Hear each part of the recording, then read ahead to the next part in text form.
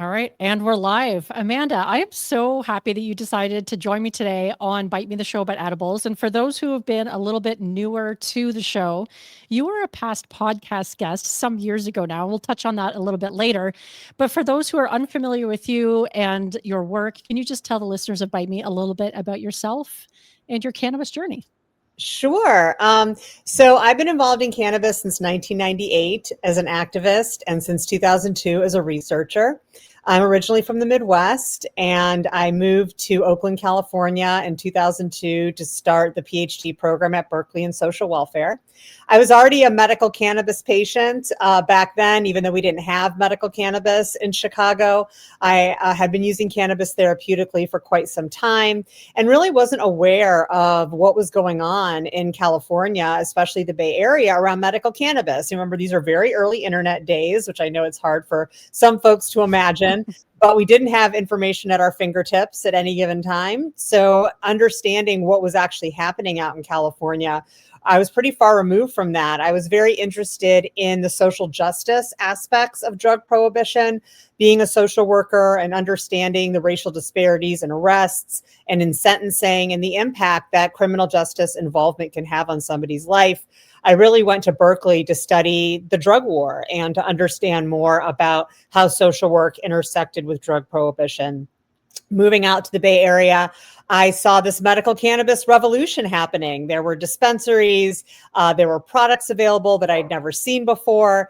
And I felt like the early dispensaries were a really amazing model of community health service provision. Of course, being born out of the HIV/AIDS movement, a lot of early dispensaries really were talking about and facilitating alternative health options for their customers more than just selling cannabis. So I felt, you know what, as this becomes more of an industry, we might lose some of that. We might lose some of that activism, lose some of that community mindedness. I know what healthcare looks like. I go to Walgreens to pick up a prescription. They're not offering me open mic and free fresh food and chiropractic care. They're having me stand in a line. They're giving me my medicine and I'm leaving. So I decided to do a research study on the way that these early dispensaries were operating as health service providers. And that really kicked off my career in cannabis. So I did that study for my dissertation in 2005, 2006. And one of the things I discovered doing that research was that a lot of cannabis patients were using cannabis in harm reduction. They were using it as a substitute for prescription drugs. They were using it as a substitute for alcohol and other illicit substances. And so I really started to dive deep into the public health aspects of using cannabis. And, you know, being a cannabis consumer myself and somebody that was always a very heavy consumer, I was very interested in people like me. I was interested in folks that were using cannabis multiple times a day, that were still holding a job and taking care of families and being good citizens, and really were not representing the stigma that we so often saw associated with cannabis use. And then as I got older and got into my 40s, I noticed that my relationship with cannabis was changing and that my tolerance wasn't what it used to be and that I couldn't just use as much as I wanted without any negative effects. And that really awakened in me a need to really think about what does healthy, balanced cannabis use look like. And I was doing that mostly for my own purposes, but also starting to hear from more and more folks, colleagues of mine in the industry, peers of mine in research, who were saying, you know, that's me too. Like I used to consume a lot of cannabis. It's not giving me the same thing it used to. And I want to reevaluate what that relationship looks like. And so what I really took away from all of that is that, you know, on one side, we have activism, which is very important, but for reasons we can get into or not, activists feel very defensive about talking about potential harms and risks associated with cannabis use for good reason. And then on the other side, we have the prohibitionists and a lot of the public health researchers who are saying, you know, it's full of risk and there is no healthy use and it isn't a medicine. And I found what was really lacking was that middle voice that talks about moderation, that talks about risk and benefits, that talks about ways to have relationships with cannabis that is mindful and that is healthy. And so that's really where I've kind of come out of this 25 years of working in this field as thinking about as we move forward with legalization, with unprecedented access to a variety of cannabis products it makes sense for us to have that mindful relationship from the get go because we see what happens when we don't. And I look at things like food and the food industry and what that's done to our health, having access to every food we could ever want at our fingertips at a reasonable price without teaching people about healthy, moderate consumption has not done us any favors in terms of public health. So that's been a bit about my arc in the industry and in the cannabis space. And I would say at the heart of it, I'm a public health researcher, I'm a social worker, and my job is to really connect the dots. Right. I love all of that, and it sounds like obviously you bring so much experience to this conversation, which is why I wanted to have you back on. Now, the dispensaries you're talking about that you first studied back in the day, those dispensaries are almost more like lounges, if I recall correctly. Were they a little more like a place where you could go and spend some time instead of the dispensaries that I know of where I am right here is like you walk in, you buy your stuff, and then you leave.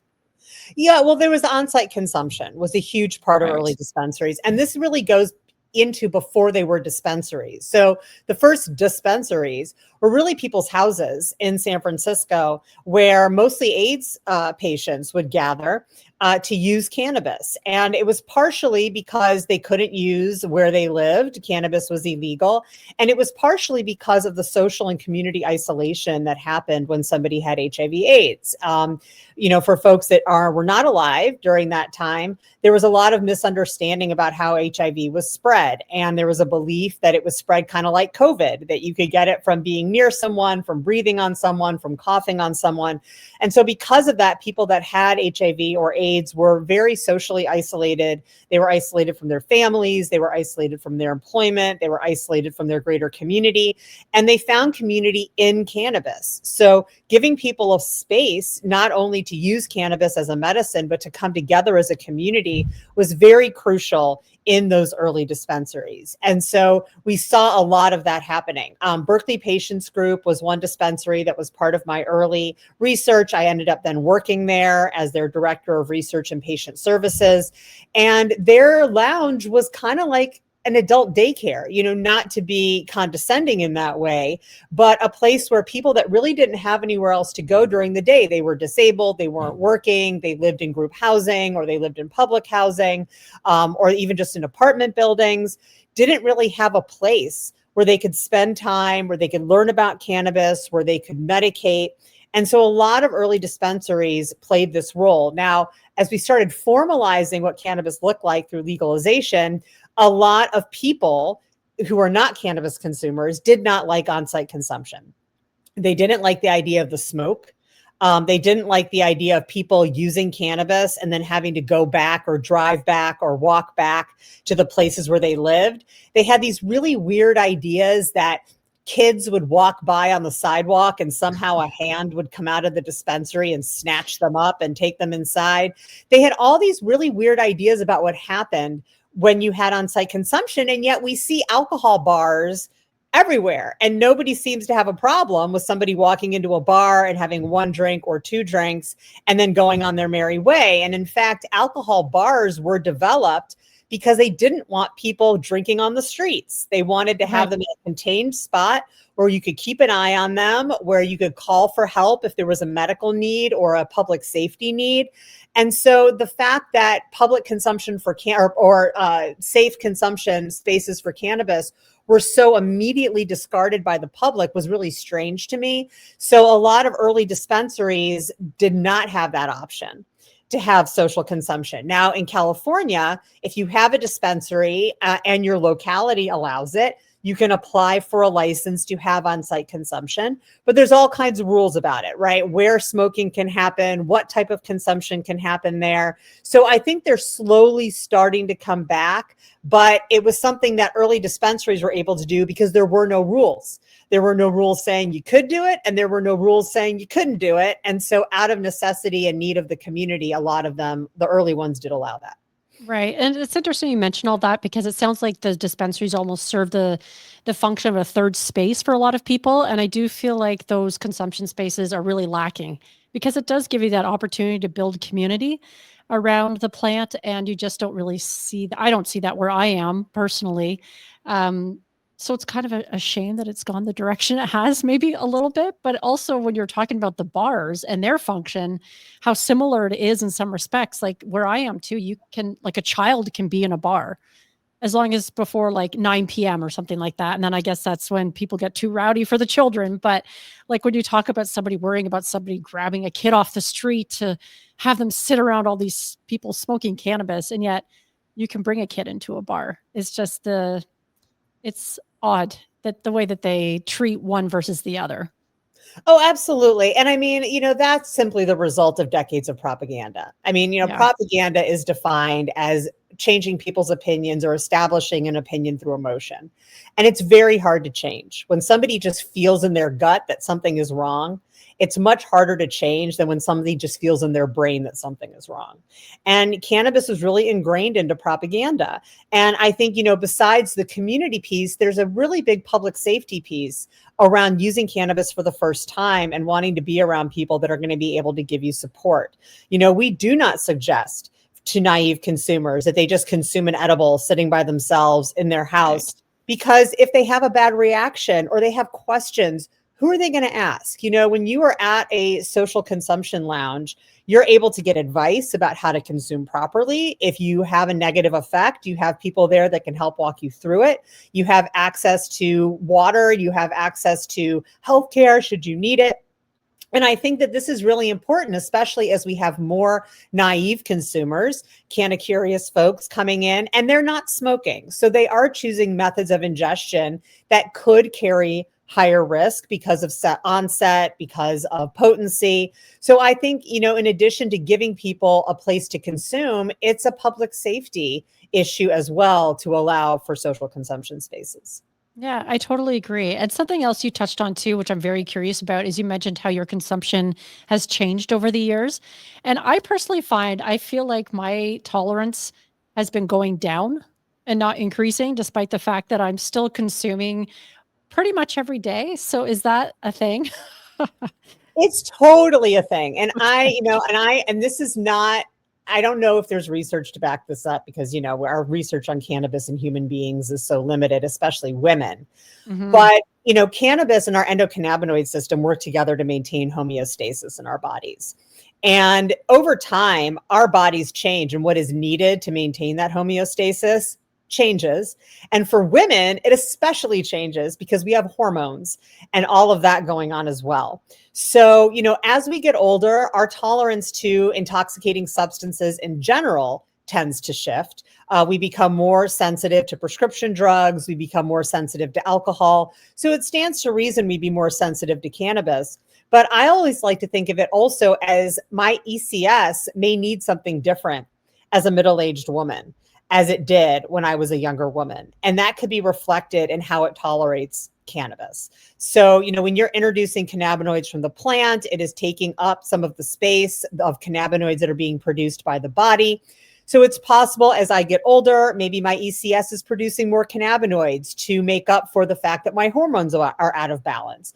If as women, we start to experience hormone imbalance when we reach our 40s, our ECS may be through the years of evolution designed to ramp up production of certain endocannabinoids to meet that challenge.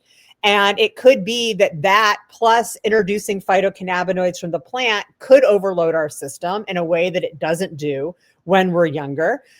So I find a lot of women reporting that as they get older, their tolerance for cannabis has actually gone down, that not only do they need less cannabis in order to achieve the same effect, but they have more adverse effects from cannabis when they were younger. So they're more prone to anxiety, they're more prone to dizziness, they're more prone to rapid heartbeat, which are kind of the three main adverse effects that people report from cannabis.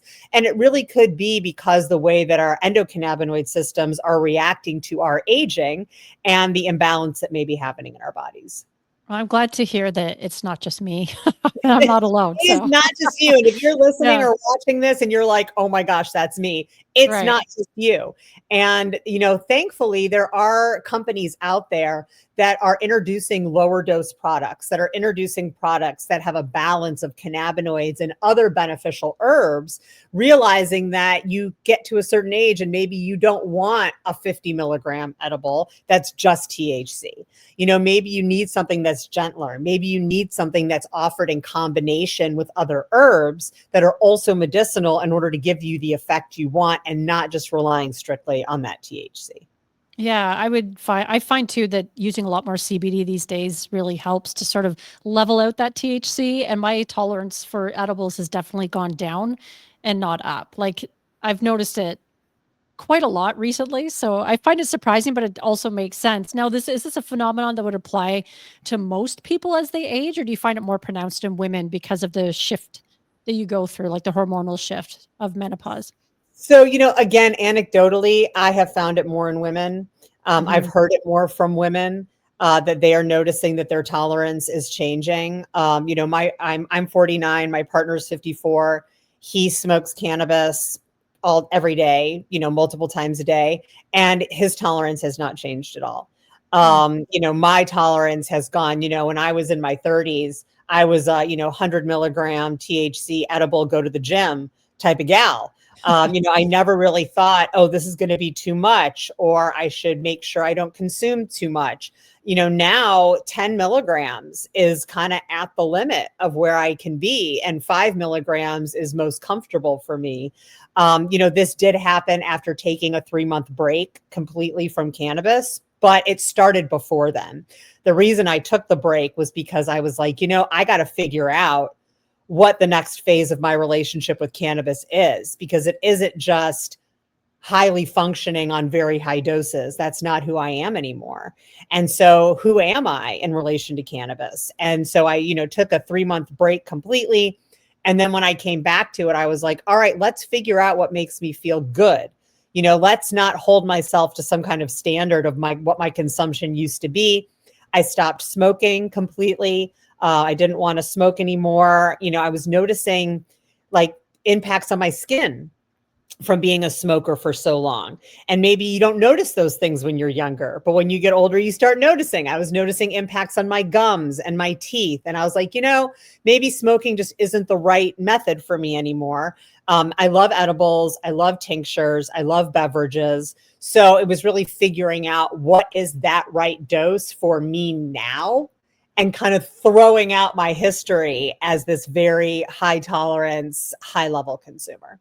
So when you said after that tolerance break, then what was your strategy for reintroducing some of these things? Did you just start at a really low dose and work your way up to see? Because 100 milligrams for most people would knock them on their ass. It would knock me Right. on my ass at my highest tolerance whenever, it's gone down, like you said as well. But I've never been able to consume 100 milligrams. So, Well, no, it definitely is, the adage of start low, go slow. I mean, right. that's great for anybody, especially newer people or people who are coming back to it. So I think that I did start with 10 milligram edible. And I actually think it was 420 with my mom who was visiting me. And I was like, wow, I'm really high off of this 10 milligrams. And it was pleasurable, but it was also kind of like, wow, I'm kind of at the limit. Like, I wouldn't want any more of this. And the other thing I noticed was that I didn't feel compelled to consume every day. When I took my break, it was partially because I felt like I was having a relationship with cannabis that needed reevaluating. But it was also because I realized I wasn't enjoying it as much anymore. I mean, at this point, I had been a multiple times a day consumer for over 20 years. And I was like, I feel like I'm doing it just because I do it and not because it's intentional. And I almost like scrolling on your phone. It's Mhm. like you're not doing it because you're like, oh, I got to see what's on there. You're doing it because your brain is like, I need a distraction. I need something to look at. And I almost felt like my cannabis consumption had become very habitual, where it was like I was sitting in front of the TV and watching something, and like I realized that I had smoked like 3 bowls and I hadn't even really thought about it. And I was like, I'm not enjoying it. I don't feel really high. I get a little burst of euphoria right after I consume, but it's gone pretty quick. And so I said, I just feel like my body needs a reset. When we really inundate our systems with phytocannabinoids, with cannabinoids from the plant, our ECS kind of takes a vacation. Why would it need to produce anandamide and other endocannabinoids when you're supplementing that from the plant? And so I was like, I think my ECS needs a chance to rev up again and to do its thing. And so I felt like taking that break was not only to reduce my tolerance, but it was to rediscover my enjoyment of the plant and not have it be a regular thing that I felt like I had to do multiple times a day.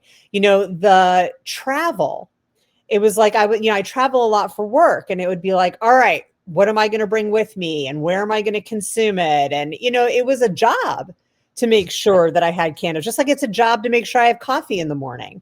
Right. So not having that and feeling like, oh, I'm going out of town for a week and I don't even need to bring cannabis with me, or maybe I just need to throw a few gummies in my bag, was actually very freeing. And it continues to be very freeing.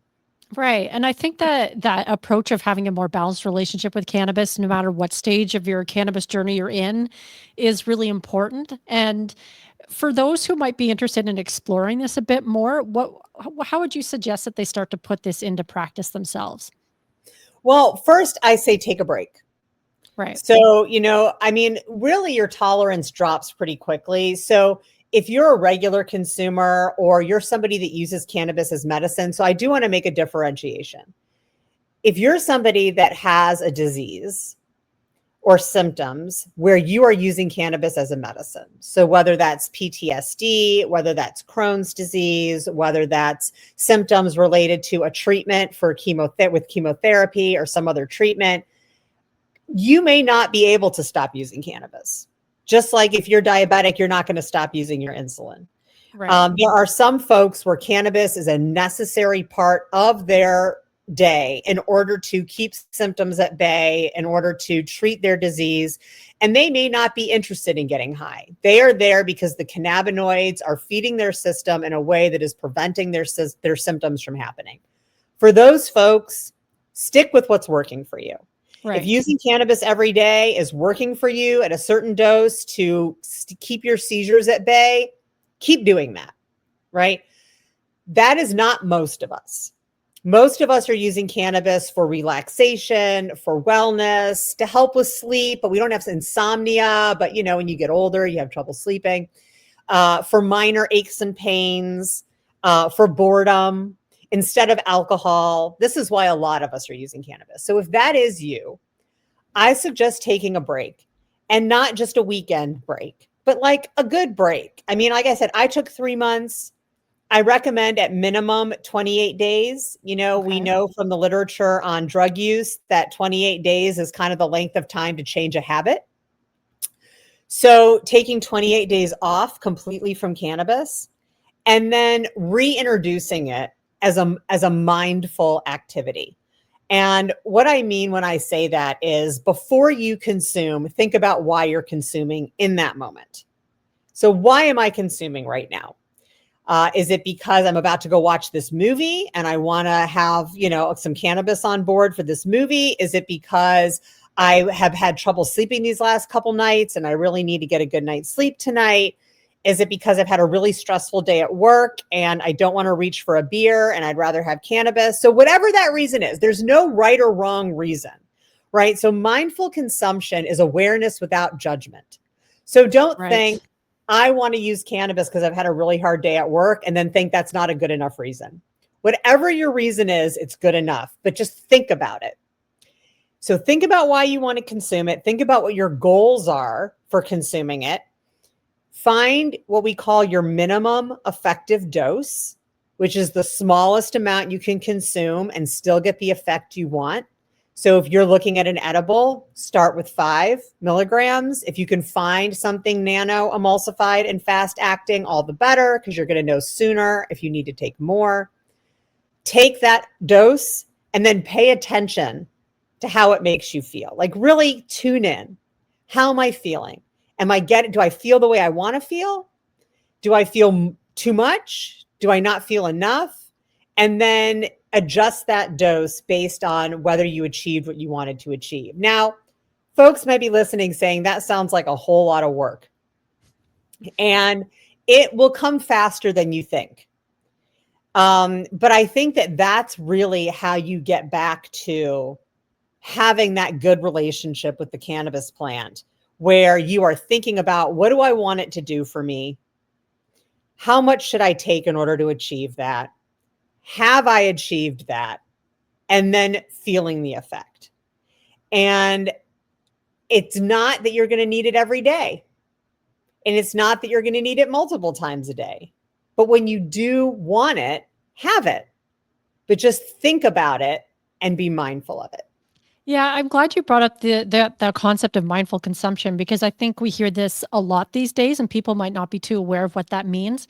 And I think just that idea of awareness, of paying attention, is something that we overlook a lot. Just collectively, I'm guilty of it. I'm sure you are too. Everybody I know, we just go through these phases where we're so, I guess, in our heads about the world and what we have to do for work and like our personal lives and all this stuff, that we just don't pay attention to those little things like, why am I consuming this edible or smoking this joint right now, or whatever the case is. But you're saying that mindful consumption is that awareness without judgment, which I think is also really important that you touched on, because we're also very good at judging ourselves. We are. And on that about judging yourself, it's not all our fault that we are consuming things mindlessly. Right. Our culture of marketing and capitalism and buying things is designed for us to make mindless decisions. That is what it's counting on, right? It's counting on us going into Amazon and putting a bunch of things in the cart and not thinking about it too much. It's counting on us reaching for DoorDash and ordering things that maybe we're not even hungry for, but they sound really good. It's counting on us turning on Netflix and planning on watching one show, and then it's 5 hours later and you're still watching it. Like that is the mindset that our culture relies on to make money from us. Right. So it's not our fault. We are conditioned to do that. And I find that if I can apply mindfulness in one area, it definitely bleeds into other areas of my life.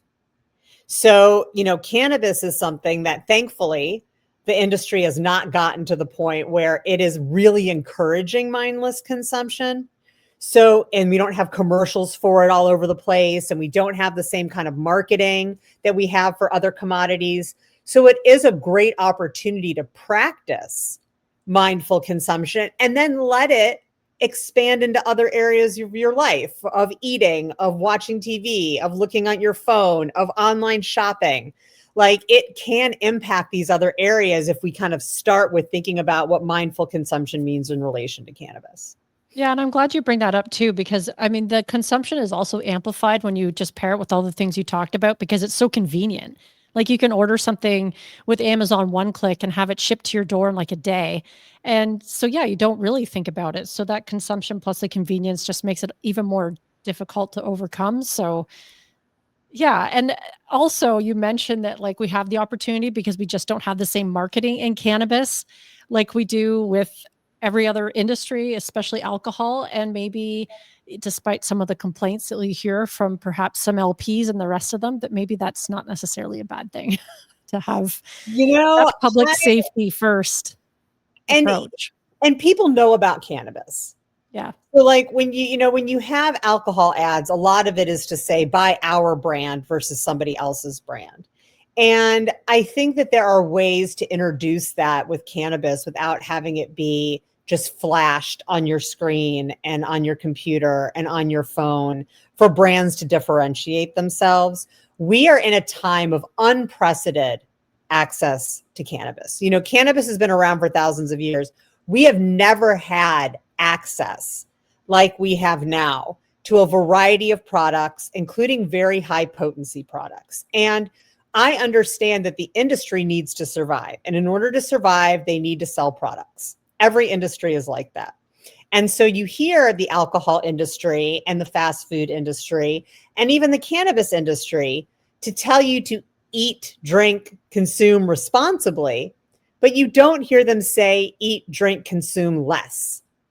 No, because they have stuff to sell. Sorry, I like to That's spell. okay. I'm going to go without the light. It's still good. Um, yeah, they have stuff to say, and I get that. Like, I totally understand that. And so, what that means is that it's up to us as the consumer to say, I'm going to consume moderately, right? I'm going to order a smaller meal. I'm only going to buy one thing because they're not going to do it. Right. So it's going to be on us to do that. Yeah, and that is challenging too, just because it's hard to stand up as an individual against an entire industry who's saying mindful consumption, not mindful consumption, but what you mentioned earlier or just a second ago about, consume responsibly, but not necessarily consume less because they're never Right. going to say that to you. Right. So, yeah. Now, you also have a platform called Personal Plants, which you talk about a lot of these issues on that platform. And I'm trying to think, I don't think you had started that platform maybe by the last time that we talked on this show. Can you share some of the experiences that you've had through Personal Plants that have helped shape your journey so far?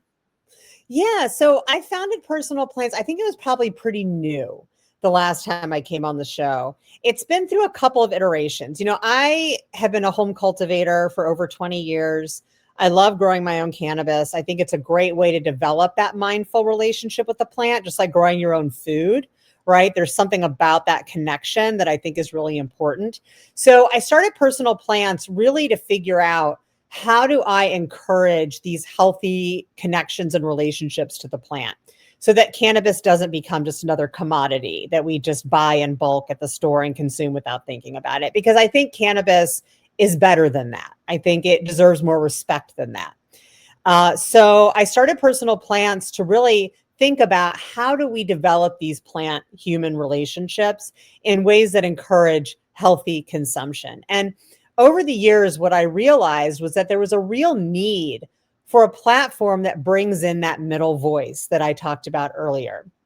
That, I am a huge advocate for removing criminal penalties around cannabis use and sales. I do not think anybody should be engaged or involved in the criminal justice system around cannabis. And whatever that looks like, depending on the country or the state that you're in, we don't have a lot of control on that, because that's really going to reflect how states and countries decide to regulate intoxicating products. But should not be in the criminal justice system. And I fully believe that. So it's like, okay, so now we have access to it. We have legal access to it. What does that mean in terms of really helping people understand not only the benefits, but the potential risks of using cannabis and developing that healthy relationship? And as I mentioned, we have had this real black and white thinking around it. We've had cannabis cures everything. There's no such thing as dependence. There's no such thing as overdose. Everybody should use it. Grow it like tomatoes, right? We have that camp.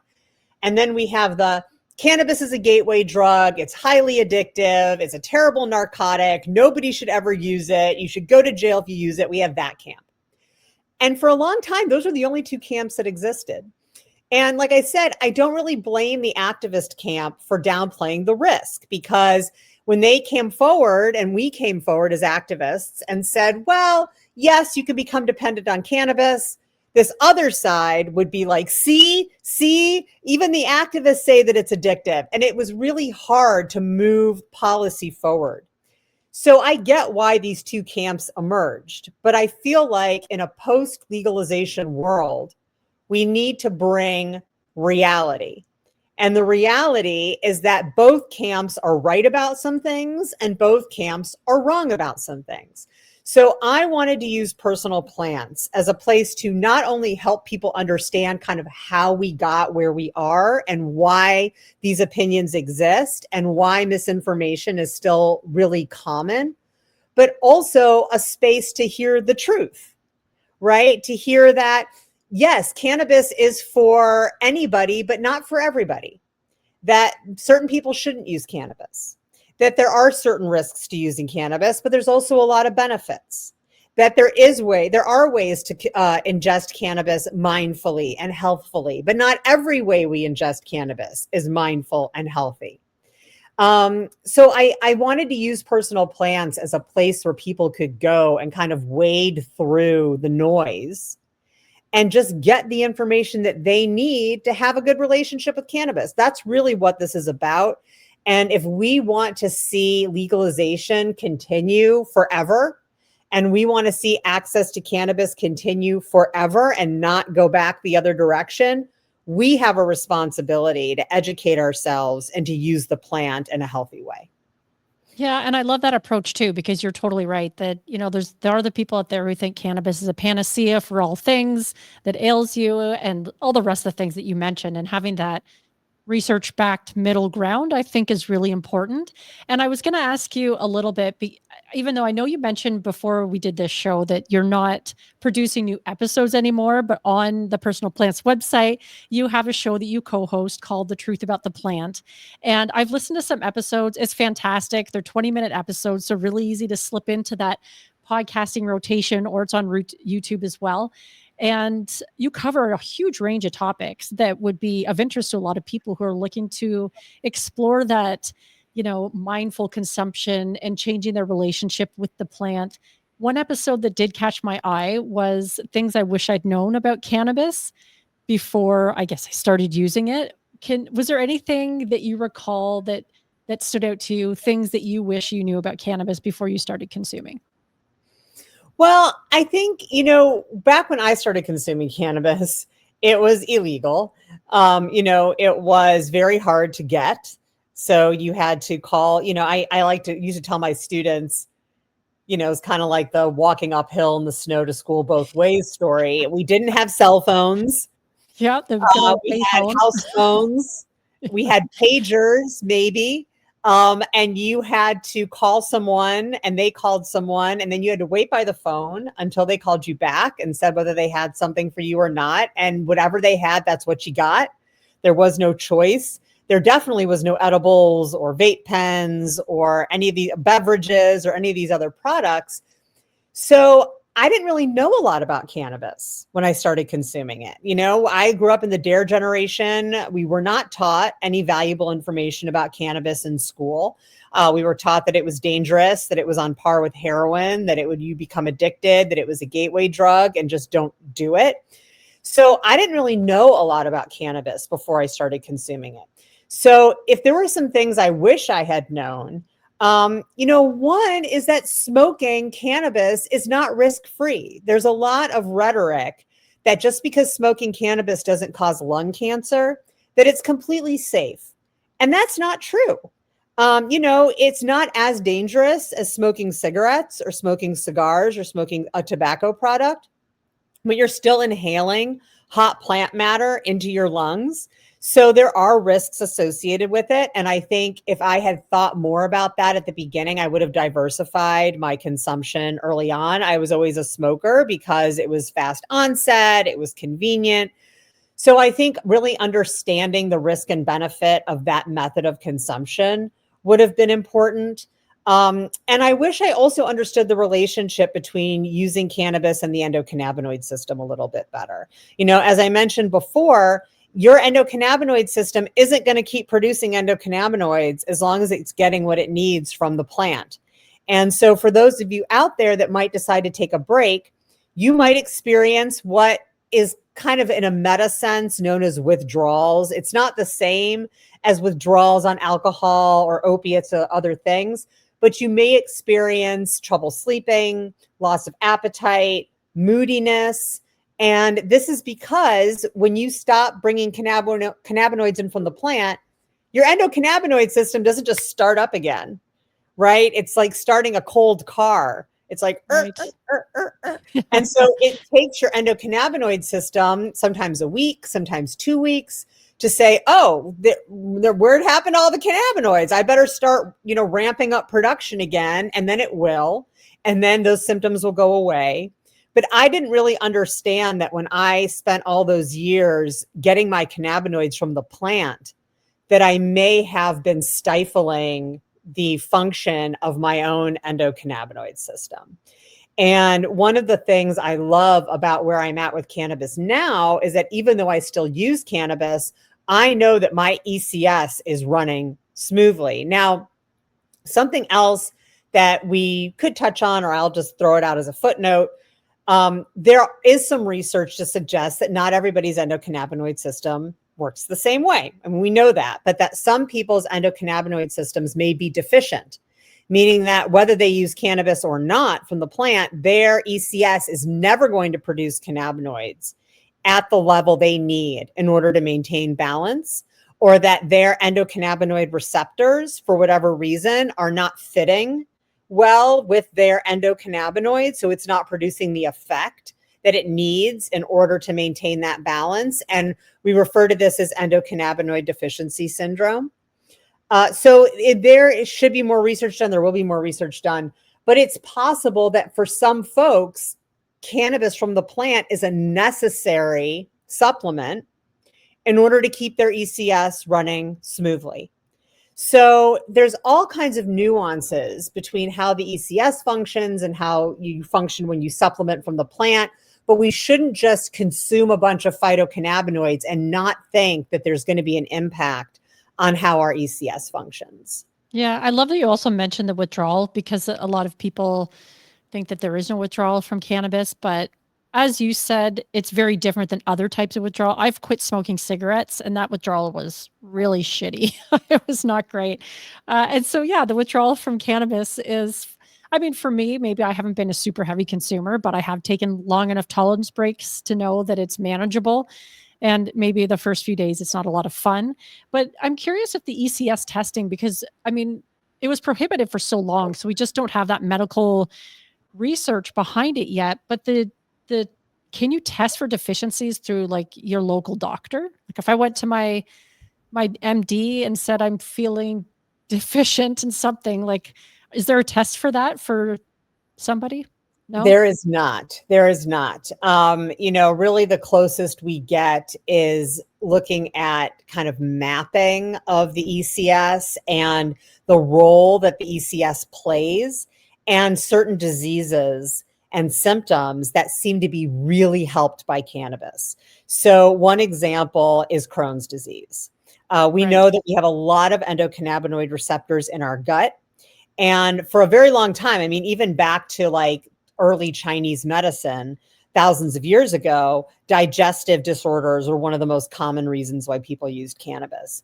So, there's kind of this thought of, well, if somebody's ECS, which regulates appetite and digestion, is not functioning properly, it would stand to reason that they would develop symptoms like gut inflammation and other things that we see in some of these digestive disorders, Crohn's, ulcerative colitis, IBS, that cannabis seems to help.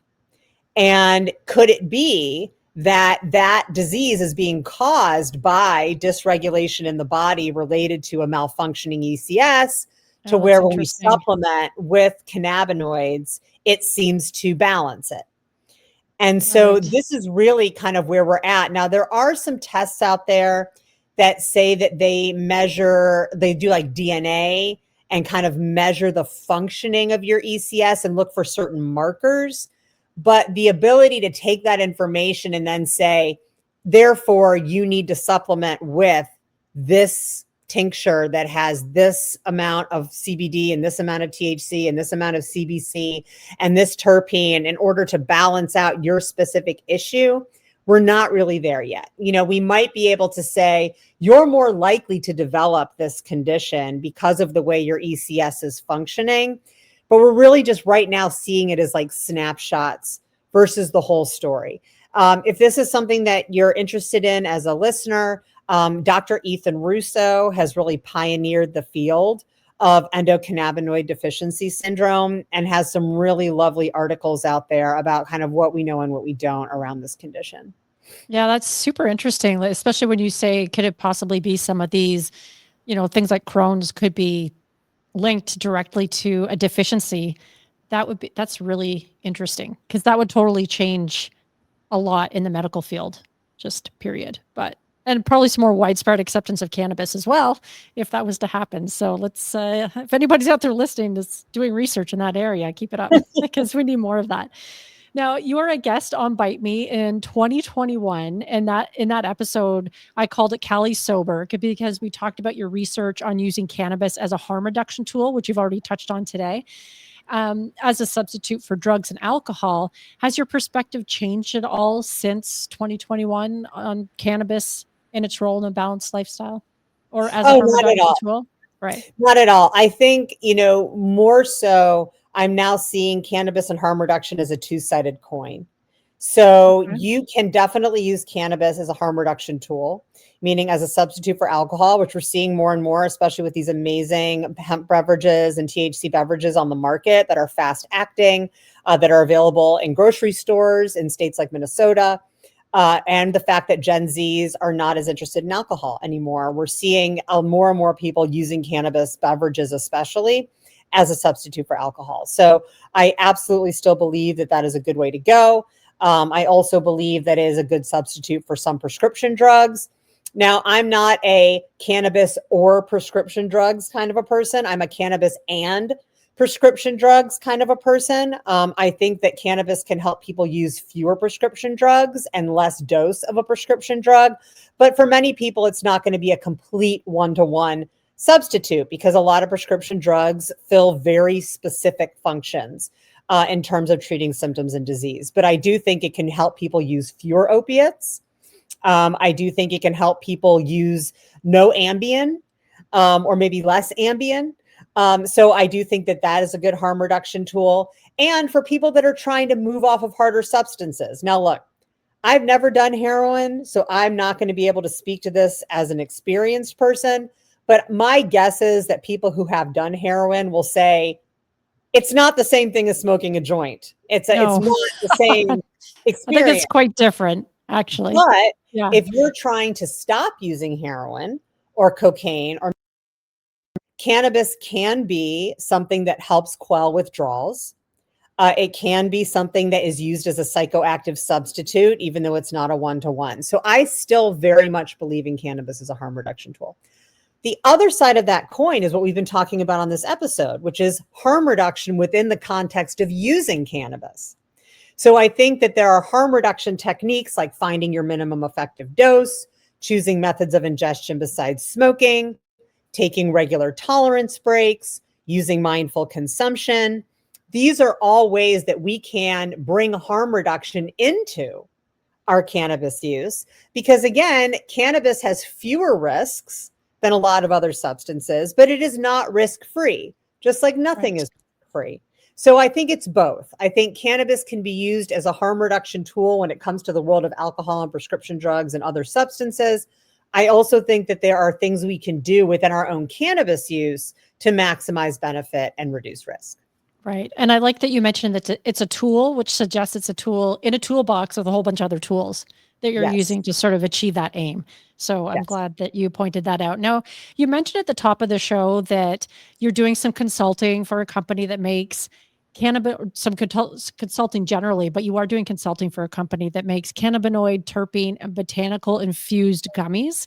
Is there anything in particular that excites you about this type of product innovation that's bringing in cannabinoids with other compounds like Oh, absolutely. yeah, 100%. So the company is called FK Plus.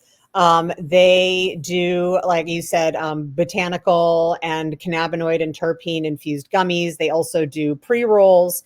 But, for so long, cannabis has been ostracized from botanical medicine, right? And it didn't used to be that way. Cannabis used to be just one of many tools, to go back to that analogy, in the toolbox of botanical medicine.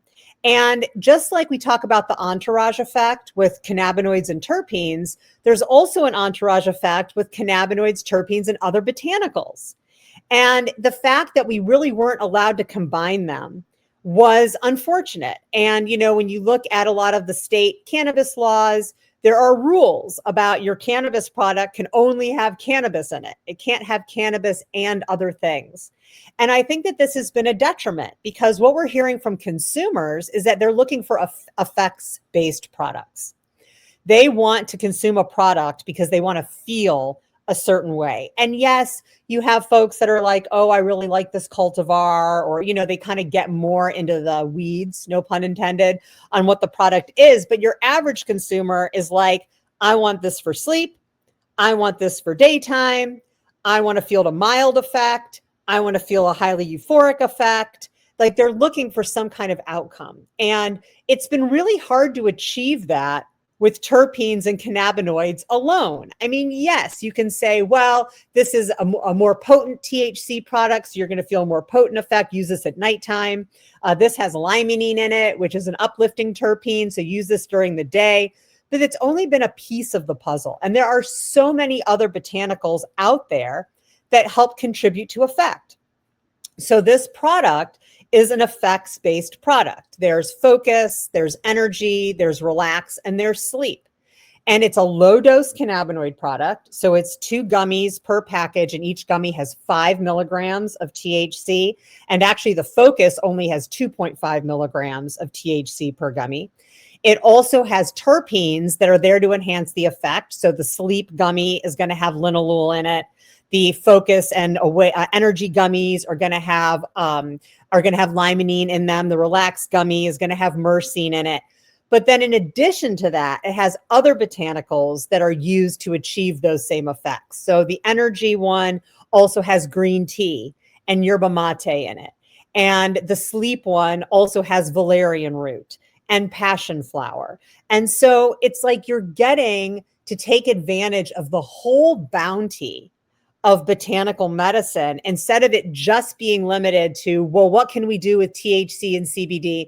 It also has minor cannabinoids. So the focus one also has THCV, and the sleep one also has CBN.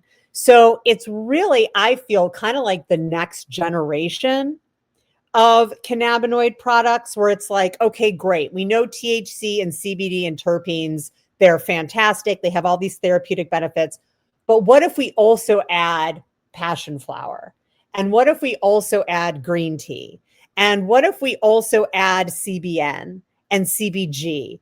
And I feel like if you're somebody that's looking to go beyond just intoxication and really looking at functionality, and how do I bring cannabinoids and botanical medicines into my life to help with certain functions that I'm trying to do, this is such a great product for that. And I love, like, I take the energy one before I work out. It gives me a great boost. I take the relax one at the end of the day. And I'm never laying in bed like jittery because I ended up taking a product that had a terpene in it or a cannabinoid ratio that wasn't fitting what I was trying to accomplish. So going back to that mindful consumption, it really helps with that because I'm like, all right, what am I trying to achieve? Well, I've had a really long day. I really want to relax. This product is going to help me do that, not just because of the cannabinoids, but because of the other botanicals that are in there. And I'm going to consume it mindfully. And then I'm going to be like, okay, it gave me what I wanted. And I think for so many people, it's like they pick a cannabinoid product from a dispensary and it's like, yeah, it gave me like 60% of what I wanted. And like, that's good enough, unless that 40% is really destructive to me. But this product, I feel, is like a bullseye. It really helps you hone in on what your goals are. Yeah, I really love the idea of the marriage of these two things. Do you think we're going to be seeing more of this as time goes on? I hope so. I mean, I am starting to see it more. So Right. I definitely, like, out here in Washington, we don't have the rules about it can only be cannabis. So like I can go to the dispensary and I can get a cannabis gummy that also has lion's mane mushroom in it Right. and ashwagandha and other botanicals. So I think that people are starting to catch on to that and say, and I think it's being driven by the fact that people want effects-based things. Right. So I think Yeah.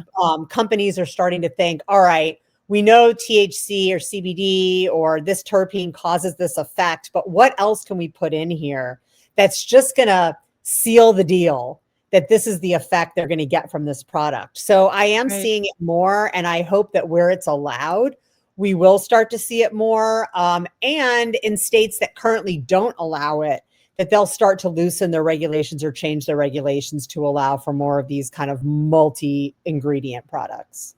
Yeah, because that's super interesting too, because cannabis is so regulated and a lot in the natural products category is like really unregulated. So it's kind of interesting that it's not easier to sort of blend the two things together in some Right. respects. Well, Yeah. it's coming under the cannabis rules, Yeah. right? So it's like Yeah. you're not going to a health food store and seeing like ashwagandha powder now with CBD or now with THC. You're going to a dispensary and you're seeing here's a highly regulated THC product that now has ashwagandha in it. So that product is going to have to say exactly how much is in that of each thing because that's what's required under the regulations. Right. Now, in terms of effect, we're still under the kind of really vague, this has not been evaluated by the FDA kind of a thing, which we are with all natural supplements, right? So there are organizations out there that establish standard operating procedures and standards for the creation of natural products. The American Herbal Products Association. So they're basically saying, hey, if you're going to use ashwagandha, you have to make sure it's prepared this way. You can't say this or that about it. This is how to make sure that it's safe for consumption. But they're not going to say it's going to cure your anxiety Right. because they can't say that and they can't put Yeah. that on the packaging. So Right. that will stay regardless of whether it's in the natural product space or in the cannabis space. It's interesting though, because it sounds like almost melding the two together with cannabis almost makes it that the natural food side of things has to come up to the same standard as cannabis, which is probably just better for consumers at the end of the day. It is. And, the American Herbal Products Association actually created standards for cannabis. Way back in the day, I was on that committee. And that must have been like 2008, 2009, maybe, because they were like, hey, cannabis is a natural product. We should have the same testing standards and production standards that we do for all other natural products. So that definitely exists. It's just a question of where is cannabis going to be available and who regulates that? The FDA here in the US kind of took a hands-off approach with CBD and said, we're not going to regulate that. That's not our job. And there was kind of some buck passing back and forth. So, what's the moral of that story? Well, when you see a CBD product on the shelf, you really don't have a lot of confidence that it is what it says it is if you're finding it in the drugstore. Now, if you find that in a dispensary, you know that there are rules that say you have to measure the amount of CBD that's in there. You have to make sure there aren't other contaminants in there. You still can't make any health claims. But I tell folks if they're like, I want to buy a CBD product, I'm like, go to a dispensary. Right. Because at least then you're going to be assured that the product you're buying actually has CBD in it. Whereas if you buy it off the shelf at a grocery store, you really don't have that assurance. Yeah, that's great. And that's something that people can look for in their dispensaries right now. I'm going to be checking myself. I don't go to dispensaries too often, but when I do, it's always cool to see the new products coming out. And I know for a long time, cannabis here, I remember when they first wanted to bring out, somebody was making like a cannabis infused coffee, like one of those Keurig things or something. And initially, I don't think they could make it because you couldn't combine cannabis with caffeine as Yep. one of those things. But I think Yep. things have changed since. But yeah, that's kind of an exciting thing to look for, to watch for in the cannabis space coming up. So, one last question I just want to ask you, because I want to be mindful of your time today. I feel like I could pick your brain for hours, but what are you most excited about right now for yourself? Oh gosh, that's a good question. Well, it's Friday, so I'm pretty Yes. excited about that. I am really excited about research. That's where I started. I started in this field as a researcher, and at the time there were so few of us. It was such a small community. And over the years, it's been really difficult to be a researcher in cannabis because the federal funding just isn't there. The Schedule One nature of cannabis, doing research with human beings is almost impossible. With actual plants, it's really impossible. So it's been really tough to be a researcher in cannabis. I do feel like, and I'm going to a caveat, not at the federal level. At the federal level, it's becoming even harder because the research money is drying up even more, especially for things like harm reduction and the therapeutic use of cannabis at the federal level. But one thing that I am excited about is state-sponsored research. Several states, including California, have it written into their legalization initiatives that part of the tax revenue goes to fund research. And this is something we've never had before. It was like the federal government or nothing. Maybe you could get a private organization to fund your research, but as soon as you did, there were all kinds of accusations about it being biased and all of that. So California has initiated several rounds of funding for millions of dollars to go to public universities in California to do research on cannabis. And this is really unprecedented. And given the restrictions at the federal level, I am so glad that these programs exist, because otherwise research would really come to a halt. Now, Canada's a different story. They do fund research in Canada. And actually, I have a grant proposal out right now to the state of California that is a partnership with University of Waterloo Oh, cool. to continue some research that they're doing. So that's what really excites me right now, is the fact that we don't have to rely on the federal government anymore to fund our research, that we are starting to see research institutes pop up at universities like Berkeley, like Harvard. Even my alma mater, University of Illinois, Chicago, has a cannabis research center. So for me, like, being able to see the progress in research, regardless of the federal stance, is really exciting. Yeah, that's awesome. And as we all know, research is what keeps pushing things forward, and there's so much more to learn. There Like we know a is, lot, but there's so much more to learn. Yeah. yeah. So, Amanda, I just want to say thank you for your time today. You are obviously incredibly informative, and I really appreciate the work that you're doing out there in the world and for sharing some of that knowledge with the listeners of Bite Me. Oh, my pleasure. And, I'm happy to come on again, and maybe we don't need to wait 4 years. Yeah, that would be great. Thanks.